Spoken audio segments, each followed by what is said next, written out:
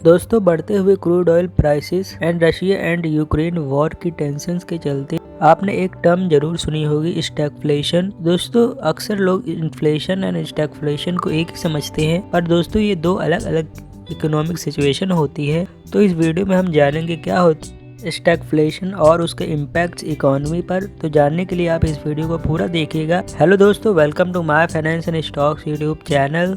दोस्तों, स्टैगफ्लेशन दो शब्दों से मिलकर बना है, स्टैग्नेंट प्लस इन्फ्लेशन। दोस्तों, स्टैग्नेंट का मतलब होता है रुका हुआ एंड इन्फ्लेशन का मतलब होता है महंगाई दर में बढ़ोतरी। दोस्तों, स्टैगफ्लेशन वो इकोनॉमिक सिचुएशन होती है जिसमें slow economic growth and high unemployment rate के साथ साथ हाई इन्फ्लेशन भी होता है।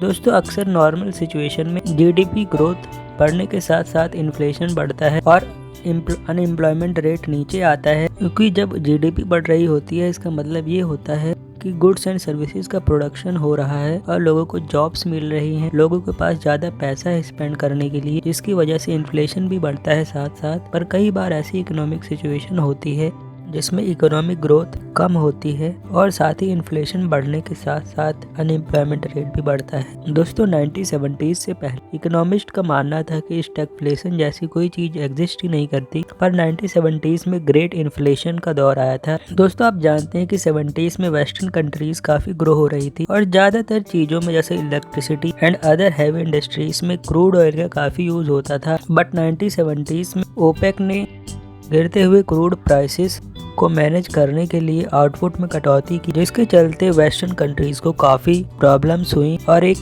स्टैगफ्लेशन की सिचुएशन बन गई, जिसमें लोगों के वेजेस कम हो रहे थे पर लोगों को स्पेंड फिर भी करना पड़ रहा था जनरल गुड्स एंड सर्विसेज के लिए, जिससे इन्फ्लेशन भी बढ़ रही थी।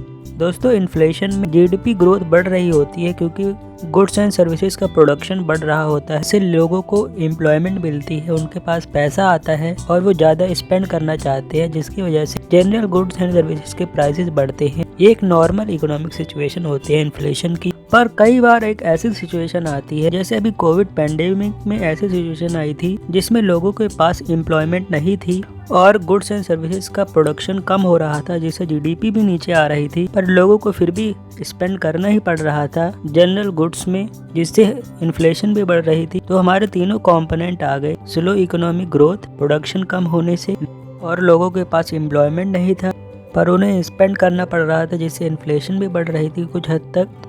ये एक स्टैगफ्लेशन की सिचुएशन बनी थी। आइए अब जानते हैं कि स्टैगफ्लेशन से क्या इम्पैक्ट पड़ता है इकोनॉमी पर।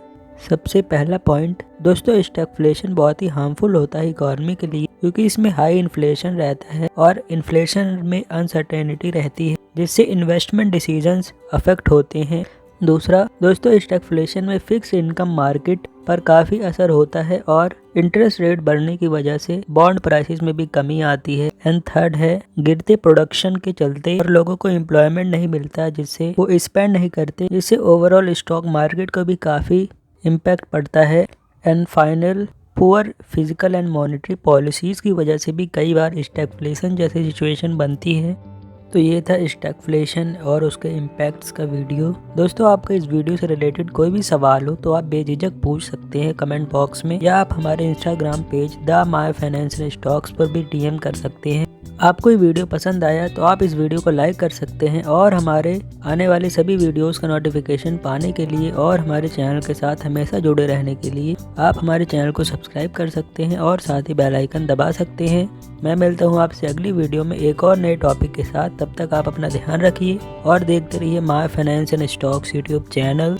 धन्यवाद।